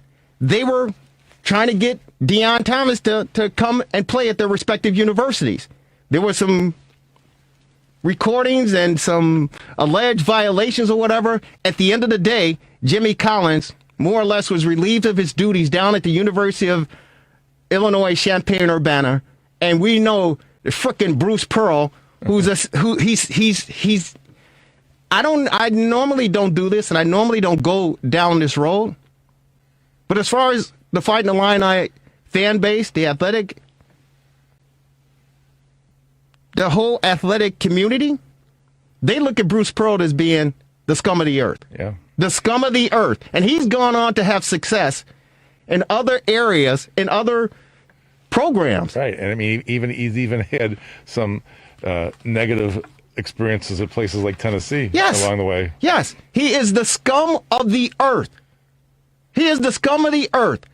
And the health conditions that Jimmy Collins, in my opinion, succumbed to doing that, it was a very stressful situation. I do believe he may have suffered, if not not a massive heart attack, but I think he suffered a mild heart attack during that time because of the stress levels that he was enduring based on all that surrounded the whole situation. And to see Bruce Pearl more or less get rewarded for his snake, his devious, his pathetic actions is just a disservice to the man. It just pisses me off, and it pisses a lot of the University of Illinois fan base off, whether you're current or the past, and you know the story. It pisses you off because this jerk, Bruce Pearl, the jerk, goes on and has success in other programs, and Jimmy Collins, he never rebounded from that. You're right. I mean, as it turns out, Pearl went to the Final Four in 2019. Yeah, Man. So with Auburn. Yeah, and I'm sure I'm speaking for a lot of the Fighting Illini fans. The he's just a scumbag. He is. He's a scumbag. And I usually don't throw names and titles and things of that around because I understand the world of sports and I understand, you got to do what you got to do. This guy, Bruce Pearl, is a scumbag. He's the worst of the worst, in my opinion, and he gets rewarded. It's not like he's not like he's a Lou Henson, right? Not like he's a Dean Smith, not like he's a Mike Krzyzewski. He's none of that. Yet and still, these programs, these presidents, these chancellors, they give him a job, and they put him in charge of your 18, 19, 20-year-old kid. And you think he's the type of leader I swear to you, I would never let my kid play for that type of guy. Are you kidding me? It's amazing. I mean, even a bum. Yeah. There's so many of the college basketball coaches that have had so much success, even like Rick Pitino and others, that have had so many things that have happened to them along the way that tarnish them. And I guess it's just like a business, and they do what they do, but it's crazy. Yeah, Rick Pitino, I understand he's not. But let me tell you something. This guy Bruce Pearl is in a class of his own. He's in a class of his own. Rick Pitino. Hey, listen. I understand. Programs happen. You're trying to recruit. You're trying to do whatever you can. If you got the girls coming in and the recruits coming in, and you say, "Hey, go on over there and hey, have a good time." I get it. It happens. I understand that. Right. But for this guy Bruce Pearl. Yeah. To pretty much, he ruined this guy's career. Yeah, I mean, it was alleged that they were giving cars and money to the kids. I think that was part of it. He coerced Deion Thomas to try to spill the beans on Jimmy Collins during this phone conversation where he had on wiretap, more or less. He recorded the phone conversation, and then he puts it out there, and it's like, hey, wait a minute. Wait, I understand the gloves are off when you talk about recruiting. It's a tough-ass business. Yeah. Being a head coach on the collegiate level in a major program, it's very, very difficult. It's very, very competitive. And that's one reason I think Lovie Smith is out as the head football coach, is because Lovie Smith comes from the National Football League. I don't think that Lovie Smith was built for recruiting and sitting in living rooms talking to a 17-year-old kid and his parents saying, hey, would you come down to the University of Illinois to play? I don't think Lovie was cut out for that. Yeah, but I mean, this year he had his recruits, the ones that in his 5th year, I believe. So these were his guys, and he really was making some strides. They had that winning streak up until they went to Iowa, but it didn't continue, and now he's gone. What do you think happened with the Lovie Smith whole ordeal? You mean, as far as cause, when he took the job 5 years ago, I thought, wow, I was kind of nervous for the other coaches in the Big Ten, because I'm like, well, Lovie, he's got a pipeline, he's got some coaches, he brought some of his coaching staff from the Buccaneers, he had some that with the Bears, and he brought them down to Champaign, and I'm thinking, if I'm a 16, 17-year-old kid, 18-year-old kid, and Lovie Smith comes in and, with his resume, I think it's a drop in the bucket. I'm going to play for this guy. But whatever the case may be, it never transferred or translated over to the playing field. What do you think happened in that whole situation? Well, I mean, obviously he'd been being a pro coach, since about 2004. But I guess he was an NFL assistant coach before that. So the college experience was way back in the 90s, where he was an assistant in various places, including the Ohio State University. He was a defensive back coach with the Buckeyes back in 95. Yeah. So I agree with you that it didn't seem like a good fit for him to be doing the recruiting, but I don't know, as the head coach, maybe you can assign those duties to somebody too.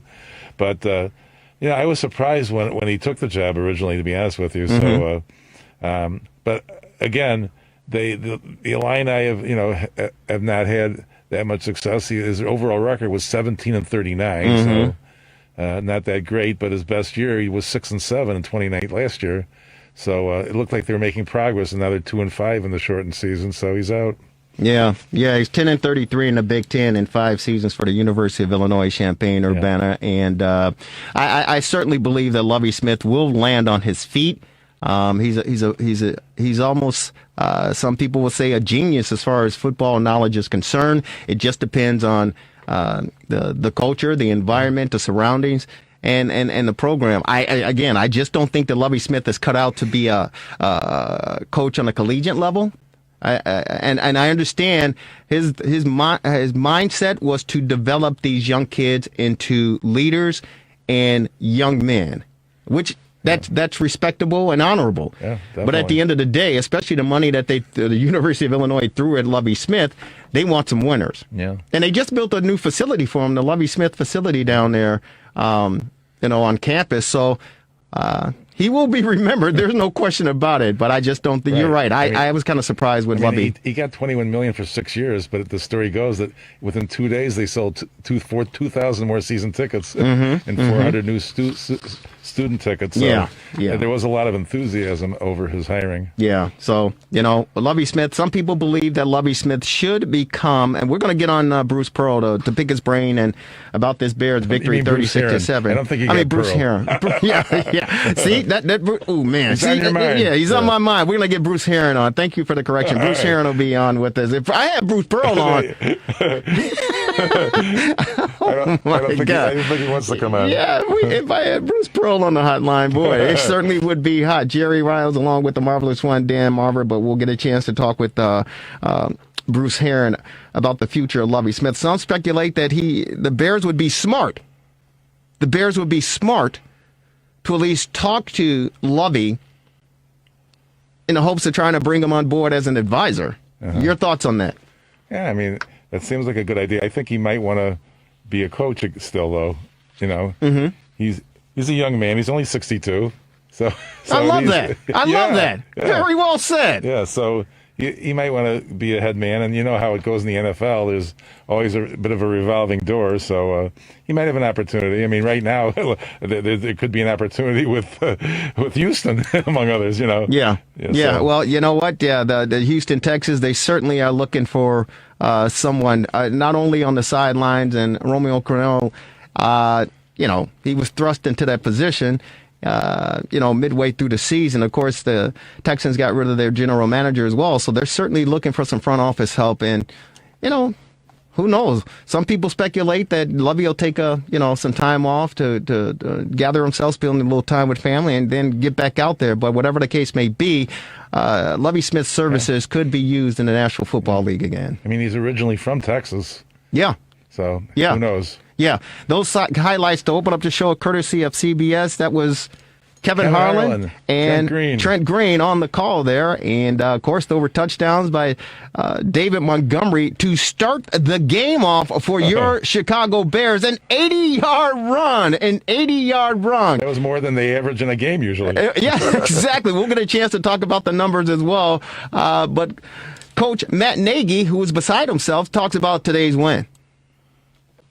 He said, our players and coaches for being able to be resilient and focus in, lock in as to where we're at. I thought in pregame I had a sense of the vibe and the energy of where we were. It felt good for those guys. I wasn't sure how it was going to go, but they proved it. All three phases played together. This is the first time all year that we've had that. I can go into all the stuff offensively. I'm sure you guys will ask offense, defense, special teams, but all in all, I thought the first half was really good. We talked about finishing in the second half. I thought our offense was very efficient in the first half. We got touchdowns when we needed to. It started obviously with the first play from scrimmage and David having an 80-yard touchdown run. Run after catch I thought was big today for our offense. Defense, and then the other thing too was the selflessness of our wide receivers blocking. On the bubble screens and the different throws that we had. Defensively, I thought we swarmed them. We had 6 sacks. You felt that. And then special teams wise, we had great field position. We had the turnover, and then Cairo's been kicking really well. So, it feels good for us to have this. We're going to enjoy it, but then we're also going to reset and refocus for next week. Yeah, I thought it was good. I thought it was efficient again. Like I said, I just went out there today and took what the defense gave us. They tried to show some different looks and mixed up some man and zone, but I just wanted to find the underneath completions and let these skill players just go to work with the ball in their hands, make them tackle all our ball carriers. And we had some good stuff in the run game that definitely helped us in the pass game. And for me, it just allowed me to find completions, take us down the field, and it was really good that we finished in the end zone. So we just want to keep finishing with touchdowns. And keep continuing to get better. I thought we could have locked in a little more of the second half and really finished some more drives off with touchdowns instead of field goals, but I think that's something we can build off of this week. But the way we're working in practice right now, our mindset of these guys, just the way they're coming to work, they deserve this win today, so I'm really happy for them. We're happy for you as well. The Bears knock off the Houston Texans by a final score of 36-7 over at Soldier Field on the lakefront here in Chicago to improve their record to 6-7. They end that 6-game skid. The Texans, the dismal Texans, that was a bad football team. They fall to 4-9, and Deshaun Watson, God bless him, he tried to do any and everything he could, but unfortunately the Bears just overpowered him, outmanned them, and outcoached them, to be honest with you. The Bears, congratulations, they improve, and we'll see what happens next week when they go on the road to take on the Minnesota Vikings. But we'd love to get the insight there. Every week, ladies and gentlemen, you get an opportunity to hear from this man. He is the best in the business, and he is on the program, the Rewind Sports 60, WCPT 820 AM, former Bear outside linebacker, number 51. He's number 1 in our hearts. He's on our TR60 hotline. Welcome back, Bruce. How are you? Bruce Herron's on our TR60 hotline. What's up, man? Man, I'm doing good. Doing good. Had a great day today. You played great. One of my best friends today turned 60. Oh, wow. Congratulations. You guys may know him. We call him the Colonel. You guys may know him as Richard Dent. Hey, man. Yeah. You know what? I actually reached out to Richard's, one of his buddies, to see if we can get him on, but I hadn't heard back from him. But happy birthday to the Colonel, Richard Dent. That's fantastic. Oh, man, I tell you, were out today, watched the Bears game out at Top Golf in Schaumburg. Celebrate Richard's birthday. Myself, Otis Wilson, Jim Osborne. You guys remember him? Yeah. And Richard and his wife and his kids. And so we had a great time, man. Hitting golf balls, watching the game, having a couple of cups of Kool-Aid. Yeah. But we had a good time, man. We had a good time. We had a great conversation watching the Bears. I tell you what, man, they actually look better today than they ever have all season long. Mm-hmm. So, you know, especially at that Pittsburgh performance last week, they came out and responded well. It was real pleasing to see them play today. Yeah, it was very pleasing, and this is probably the best performance that Mitchell Trubisky had as a Chicago Bear. Definitely this season, no question about it, but probably as a Chicago Bears. Bruce, his number is 24 of 33, 267 yards with an 8.1 average, 3 touchdowns, of course. He was sacked 3 times for a loss of 26 yards. His rating, QB rating, it's probably the highest it's ever been, Marvelous. Yeah. 126.7. So congratulations to Mitchell Trubisky on a complete game, more or less. He didn't throw any interceptions, so that was good. But I think also congratulations, Bruce, to the coaching staff, in particular Bill Lazor, who I believe is still calling the plays for the Bears. The plays that were drawn up and called for Mitchell Trubisky to execute were conservative. There was no question about it. And he just basically had to follow directions and hit the open man in the flats. Nothing real deep, nothing real, serious across the middle. He just flared it out. He hit a, nice 5, 7, 10-yard dink and dunk, and the Bears managed the clock. They moved the ball down the field. He was 8-8 on that touchdown drive to Jimmy Graham in the end zone. So congratulations to Mitchell Trubisky, but also to the coaching staff for calling a very well football game for this young quarterback to get some confidence and the Bears to get a victory. Absolutely. One of the things I was happy to see is the Bears defense, Pagano, putting some pressure on the quarterback, and that was just pleasing to see, man. I mean, this soft zone they've been playing with receivers running into open areas and just sitting down, and quarterback just playing catch with them, moving the ball up and down the field with our defense. It's just I was sick and tired of seeing that today. They brought pressure today. I was happy to see the outcome of that. So. Hey, how you doing there, Bruce? This is Dan. Last week we were ready to burn the Lake Forest building down, so this is quite a turnaround, isn't it? Yeah, it is. Yeah, it is. I tell you, that's one reason why I say, you know what? Let's just take a deep breath. It was a terrible day. It was a terrible day at the office last week. They just didn't even show up, man. And let's just calm down and let's see what happens. And today they came out and responded well. So it was a really good day. Yeah, really good day. Yeah. Hey, Bruce. I mean, you've been through some ups and some downs playing for the Chicago Bears over the time that you spent, and of course in the National Football League. You've seen it. Was this a game that the Bears collectively needed because of the 6-game losing skid and with the woes that the Texans are currently facing right now? Deshaun Watson has been struggling, although he put the team on his back. He just doesn't. And let's keep in mind that the Houston Texans didn't have all their major firepower on this football team. So Deshaun Watson pretty much had to put this team on his back and try to do something. Unfortunately, he fell short. Was this a game that the Bears, in your opinion, needed, again, to build the confidence of Mitchell Trubisky, but to build the confidence of the overall team to get the monkey off their back, so to speak, and move forward to try to build from there? Yeah, you know what? It was a game that they needed. I mean, they really stunk up the place last week, and they needed a game. They need to play like they played today in order to put that in the rearview mirror, because they played so bad last week, both offensively and defensively and special teams, that they needed a game like today, man, just to get that bad taste out of everybody's mouth and get people focused on them being a positive force in the city. I couldn't have.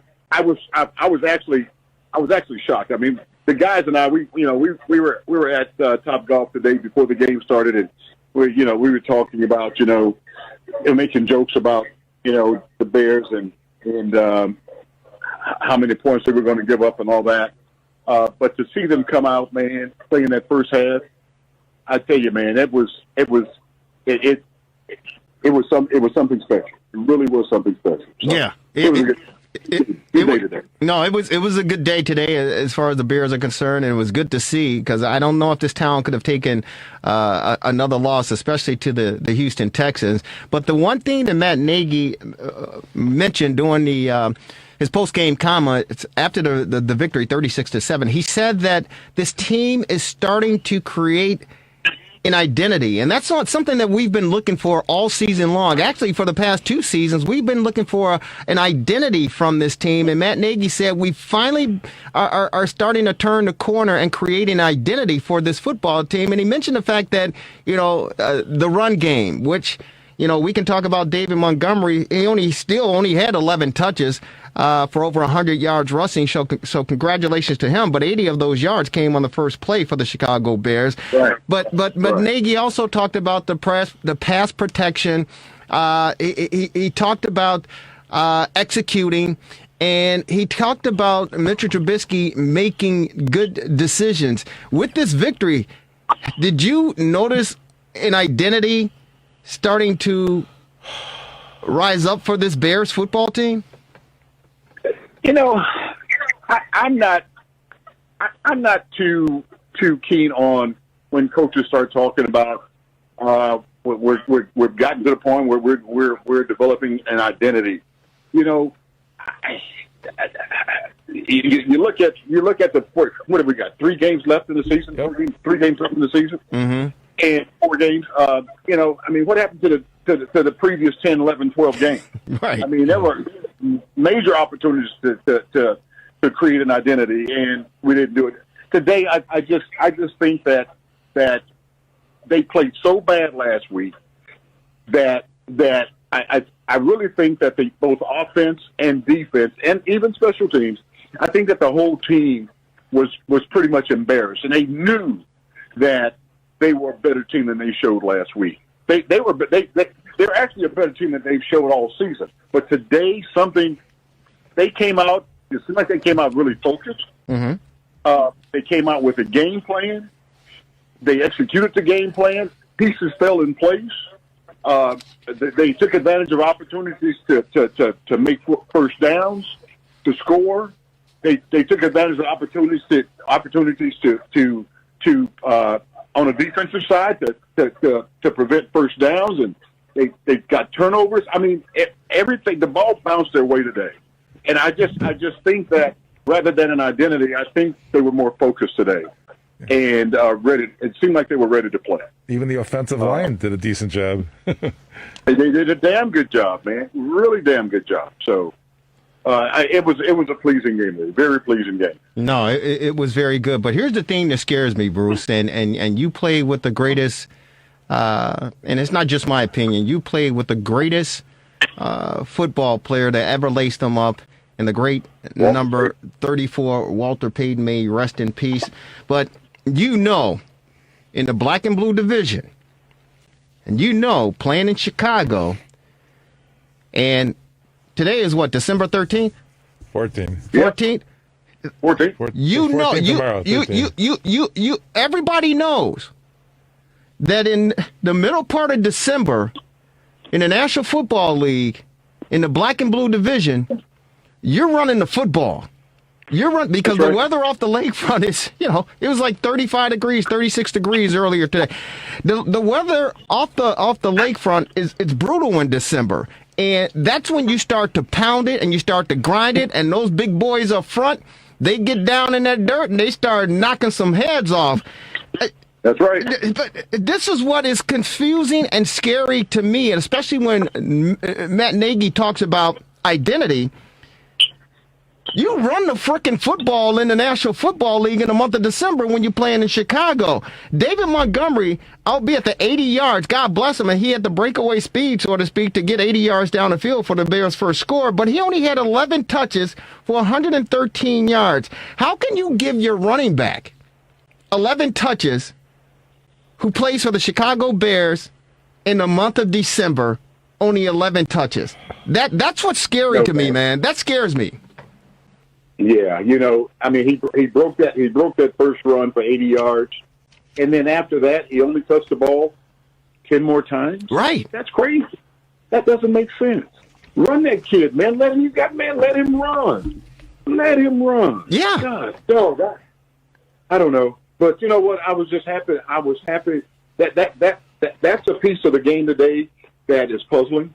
But at the end of the day, I don't want to pick and choose and find fault in a big win like today. It's such a feel good story to see them to go out and execute and win a game. Yeah, I mean, there's some things they could have done better, like giving Montgomery the ball more often than they did. But at the end of the day, they won the game. And that's the important piece. Yeah, it is very important, no question about it. But what I'm afraid of, Bruce, is the fact that when the Bears are 5-1, when they were 5-2, and they were 5-3, many of us around the city said it was smoke and mirrors. And you remember when Nick Foles said, "Hey, listen, do you guys want to win ugly if you want to win pretty?" And they were, to me, they were selling the fan base, a raw bill of goods by saying, "Hey, you know what? We're doing okay." I don't want to go down that path again, and that's why I bring up the running game, because you got Minnesota, and you know who they got running the rock for them. Dalvin Cook. Oh, yeah. That guy's a beast. They know what to do. They say, we got a guy that can run the rock. Let's give him the rock and let him run. So I'm not bringing it up to be a downer as far as, what the Bears were able to accomplish today. And again, kudos to them with the 37-7 victory, 36-7 victory ending that skid. But I'm looking forward, and I don't, after listening to Matt Nagy and Mitchell Trubisky talk after this game, I know the Bears, and they should think this way, that their playoffs hopes are still there. I personally, Bruce, and you help me out with this, I personally don't think it's a realistic goal, because, again, I don't think that they're going to beat Minnesota when they go up to the Vikings next week to play them. Jacksonville on the road, to me, it's a toss-up.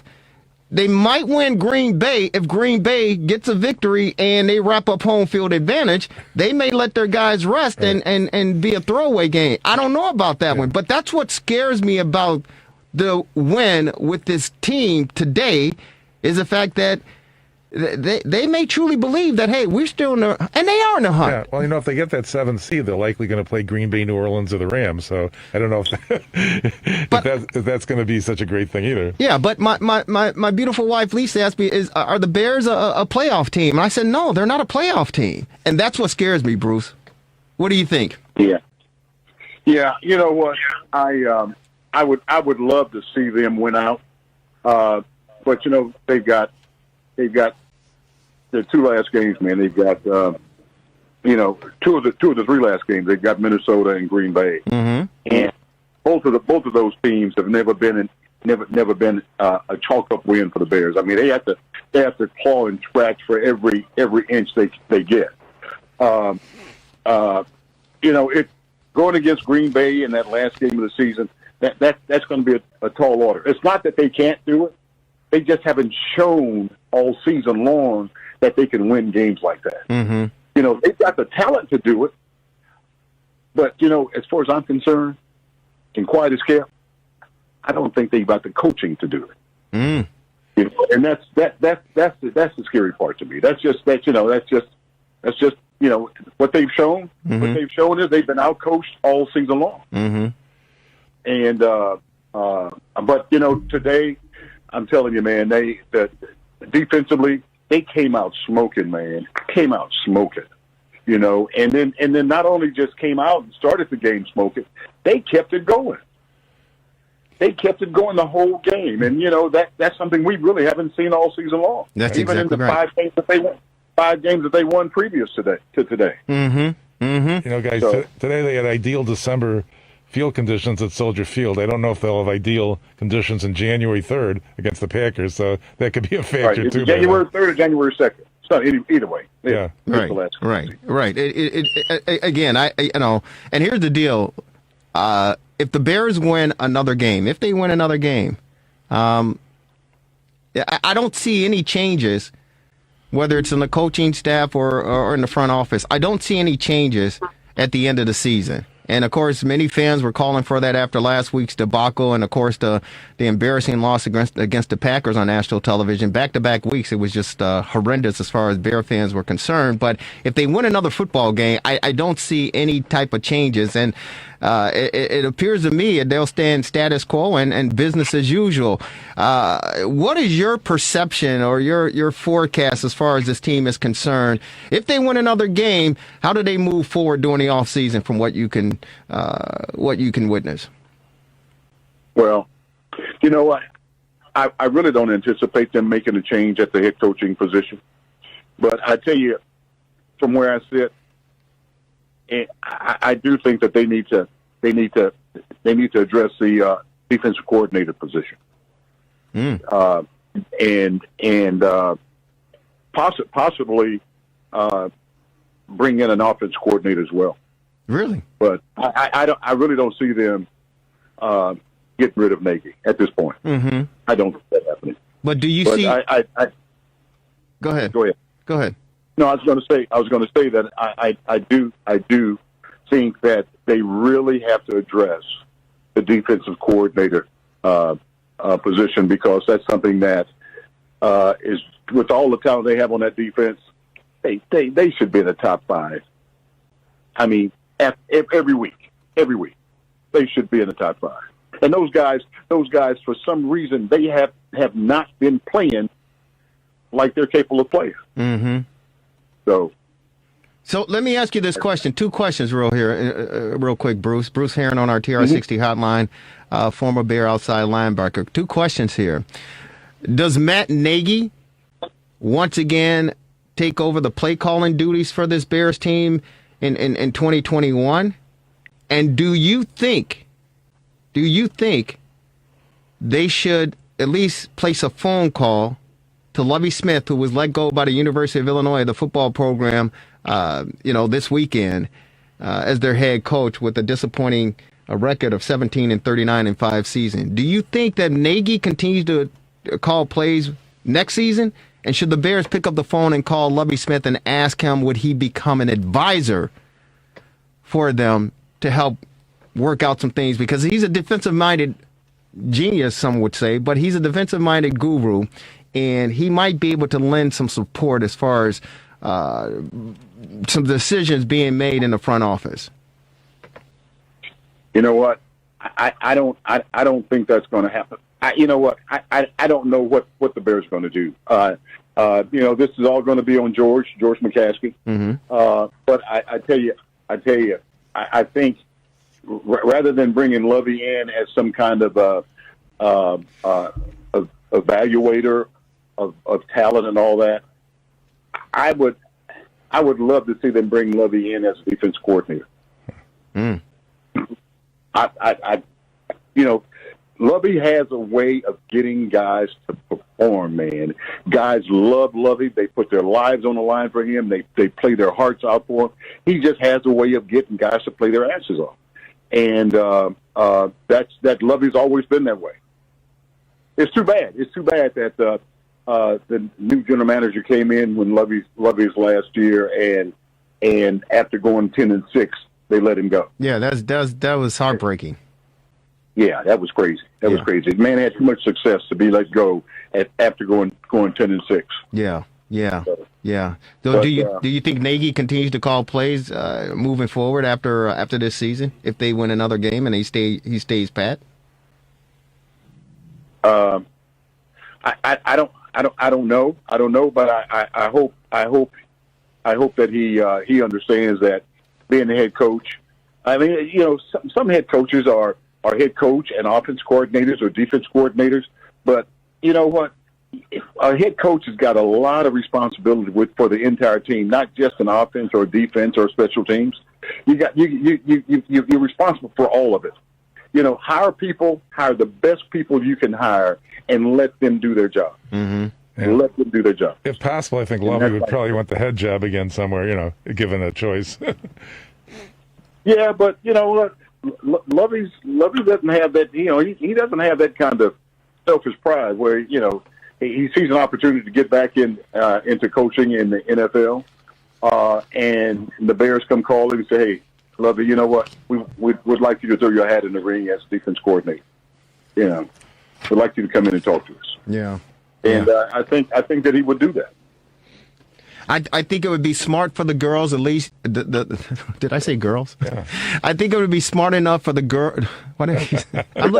I'm sorry. I'm looking at Pam Oliver here. So I know. I'm looking at Pam Oliver. I'm sorry, Jalen Hurts. But I think it'd be smart enough for the Bears to at least pick up the phone and call Lovey to see if he has some interest. Because I think if they took a page out of Jerry Riles' book regarding Tony La Russa, I know Sox fans don't want to hear it, but I think if they took a page out of his notebook and said, "Hey, you know what, Lovey, we did you a disservice. You went 10-6, but we fired you. We know what you mean to this franchise. We know what you mean to the players and what you've been able to do with your tenure here and your extensive resume. We'd love for you to at least come back and you know, entertain some thoughts that we're having." I think the Bears should at least try to do that. Yeah, I'm not so sure that they will, but it would be nice if they did. Yeah. It really would be nice if they did. Yeah. I think it would be to the Bears' advantage to do that. Mm-hmm. But I'm not so sure that they will do that. Right. The Bears are who we thought they were.